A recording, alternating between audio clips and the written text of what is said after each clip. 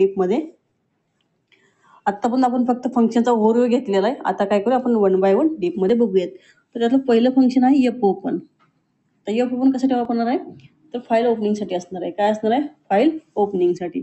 बघा जेव्हा आपण फाईलवरती तुम्ही कोणतंही ऑपरेशन परफॉर्म करायचं असेल, तुम्हाला एखादी फाईल रीड करायची असेल किंवा एखादी फाईल राईट करायची असेल किंवा एखादी फाईल तुम्हाला अपडेट करायची असेल, तर हे ऑपरेशन परफॉर्म करण्याच्या आधी we must open a file.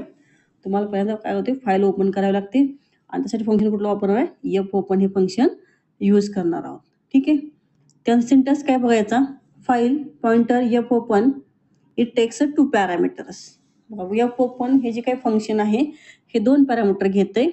First parameter काय असणार आहे, फाईल नेम, की जी आपल्याला ओपन करायची आहे, the file which we want to be open. ती काय असेल तर त्या फाईलचं नेम असेल.